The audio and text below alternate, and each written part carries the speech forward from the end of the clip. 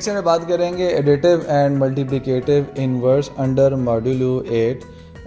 देखिए classical math में क्या होता है, हमारे पास अगर हमने कोई एडिटिव इनवर्स निकालना है, फॉर एग्जांपल 2 है, तो मैथमेटिक्स में क्या होता है कि आप इसका नेगेटिव नंबर से उसके अंदर ऐड कर दें तो आपके पास 0 हो जाएगा। तो हम ये क्या कहेंगे कि ये नंबर का क्या है, this is the additive inverse, ठीक है।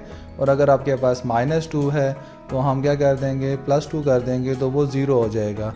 ये -2 का एडिटिव इनवर्स क्या है, वो +2 है। सिमिलरली मल्टीप्लिकेटिव इनवर्स क्या होता है क्लासिकल मैथ के अंदर, कि फॉर एग्जाम्पल अगर 2 है तो हम इसके इनवर्स के साथ मल्टीप्लाई करें, जैसे कि 1/2 से मल्टीप्लाई करेंगे तो आंसर हमारे पास क्या आ जाएगा, 1।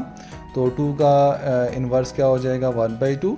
सिमिलरली अगर -2 है तो हम मल्टीप्लाई करेंगे -1/2 के साथ, तो ये आपके पास बन जाएगा 1। तो ये बेसिकली हम एडिटिव और मल्टीप्लिकेटिव इनवर्स के साथ ये करते हैं। लेकिन यहाँ पे क्या है, ये मॉड्यूलो 8 है, तो मॉड्यूलो 8 के अंदर ये जो अप्रोच है ये हम अप्लाई नहीं कर सकते। जैसे कि फॉर एग्जांपल 0 है तो 0 में ये आपके पास क्या है, W। अब हम क्या ऐड करें कि वो 0 हो जाए, ठीक है, क्योंकि यहाँ पे मॉड्यूलो 8 को हम देख रहे हैं। तो 0 में अगर मैं ऐड करता हूँ प्लस, ठीक है, 8, तो आपके पास क्या बन जाएगा, 8। और अगर मैं इसका मॉड लेता हूँ 8 मॉड 8, तो मेरे पास क्या बन जाएगा, 1। सॉरी 8 मॉड 8 अगर मैं लेता हूँ तो मेरे पास बन जाएगा 0, क्योंकि 8 में से अगर मैं 8 माइनस करता हूँ तो 0 हो जाएगा, और अगर मैं डिवाइड करता हूँ तब भी रिमाइंडर 0 आएगा। तो इसका मतलब यहाँ पे इसका इन्वर्स क्या होगा, 0 का 8।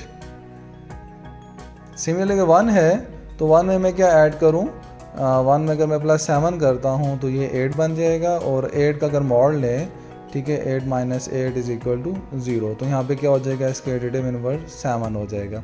सिमिलरली 2 में मैं क्या ऐड करूँ, 2 में अगर मैं 6 ऐड करता हूँ तो ये 8 बन जाएगा, और अगर इसका मॉड लूँ मैं तो वो मेरे पास क्या बन जाएगा, 0। तो यहाँ पे इसका आ जाएगा 6। सिमिलरली 3 का क्या हो जाएगा, 5। 4 में क्या हो जाएगा, 4 ऐड करूँ तो 8 बन जाएगा, मॉड इसका लेंगे तो 0 हो जाएगा। 5 में अगर मैं 3 ऐड करता हूँ तब भी मॉड लूँगा 0 हो जाएगा। 6 में अगर मैं 2 ऐड करता हूँ तो 8 बनेगा, 8 का मॉड लूँगा तो वो 0 हो जाएगा। 7 में 1 अगर मैं ऐड करता हूँ तो वो 8 बनेगा और उसका मॉड 0 हो जाएगा। तो यूँ हम क्या करेंगे, अंडर मॉड्यूलो हम इस तरीके से एडिटिव इनवर्स को फाइंड करेंगे। अब हम बात करते हैं मल्टीप्लिकेटिव इनवर्स की, ठीक है। जैसे कि W है और हम मल्टीप्लाई करते हैं W इनवर्स के साथ, और वो हमारे पास जो भी आंसर आएगा उसको हम मॉड लेंगे, ठीक है, 8। और ये मॉड लेने के बाद हमारे पास क्या आ जाना चाहिए, =1, ठीक है ना। हम इसका मॉड लेंगे तो वो हमारे पास 1 आ जाए तो हम क्या कहेंगे, इनवर्स है। जैसे कि फॉर एग्जांपल देखिए 0 का तो कभी भी इनवर्स नहीं एग्जिस्ट कर सकता, क्योंकि 0 जब भी किसी चीज़ से मल्टीप्लाई होगा तो वो 0 ही देगा, 1 कभी भी नहीं आ सकता, ठीक है। तो जब 1 कभी भी नहीं आ सकता, इसलिए 0 का इन्वर्स कभी भी एग्जिस्ट नहीं कर सकता। हम 1 पे बात कर लेते हैं कि 1 को हम किसके साथ मल्टीप्लाई करें। अब W इन्वर्स यहाँ पे क्या हो जाएगा,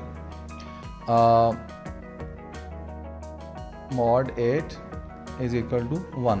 अब हम W इन्वर्स में क्या चीज़ रखें कि वो मल्टीप्लाई हो और मॉड हम लें 8 और वो हमारे पास 1 बन जाए, ठीक है।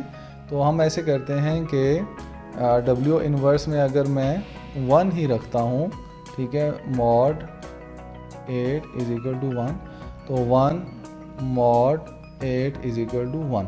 तो इसका मतलब क्या कि 1 का इन्वर्स क्या हो जाएगा, 1 ही होगा, ठीक है। सिमिलरली आप देखें तो 2 का इन्वर्स एग्जिस्ट नहीं कर सकता। अगर 2 को मैं यहाँ पे रखूँ और मैं किस फैक्टर के साथ मल्टीप्लाई करूँ, ठीक है, W इन्वर्स के जब उसका मॉड लिया जाए, ठीक है, वो आपके पास 1 आ जाए। अगर मैं यहाँ पे देखें 4 रखता हूँ तो 8 से कम है। अगर मैं 6 रखता हूँ, 4 2 = 8, 0 हो जाएगा मॉड, ठीक है। अगर मैं W इन्वर्स को 5 रखता हूँ तो 10 हो जाएगा, मॉड 8 लेंगे तो 2 आ जाएगा। फिर इसी तरीके से अगर मैं 6 रखता हूँ तो 12 होगा, 4 हो जाएगा। 7 रखता हूँ तो 7 = 14, ठीक है, तो आपके पास आ जाएगा 6। और अगर मैं 8 रखता हूँ तो 16 बन जाएगा। फिर आपके पास ये मॉड 0 हो जाएगा। तो 1 कहीं भी नहीं आ रहा, तो इसका इन्वर्स जो है वो एग्जिस्ट नहीं करता, इसलिए यहाँ पे लाइन सी नज़र आ रही है कि 2 का इन्वर्स एग्जिस्ट नहीं करता। अब 3 पे बात कर लेते हैं, ठीक है। 3 dot W inverse mod 8 that should be equal to 1। ठीक, अब W इन्वर्स क्या हो कि हम 3 से मल्टीप्लाई करें और वो 1 बन जाए, ठीक है जी। अगर मैं इसको 3 रखता हूँ, ठीक है, 3 मल्टीप्लाई बाई 3, ठीक है, मॉड 8 इज इक्वल टू 1, तो ये बन जाएगा 9 मॉड 8 इज इक्वल टू 1। 9 का मॉड क्या होगा, 8, 9 में से 8 माइनस करें या डिवाइड करें तो रिमाइंडर 1 आ जाता है, और माइनस करें तो तभी आपके पास 1 आता है।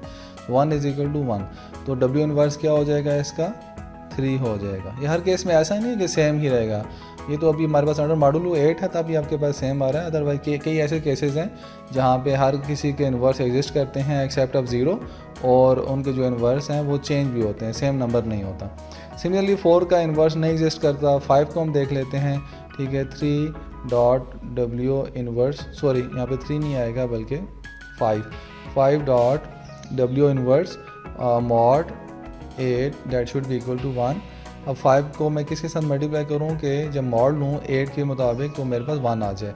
तो 5 मल्टीप्लाई अगर मैं 5 करता हूँ, ठीक है, मॉड 8 इज इक्वल टू 1, 5 5 25, ठीक है, 25। अब मॉड 8 है तो 8 से 24 होता है, ठीक है। अब 25 का अगर मैं यहाँ पे भी सॉल्व कर लेता हूँ कि 8 3 24, रिमाइंडर में 1 आ गया, ठीक है। तो इसका मॉड क्या हो जाएगा, वो 1 हो जाएगा, 1 इज इक्वल टू 1। तो इसका मतलब कि 5 का मॉड क्या हो जाएगा, 5।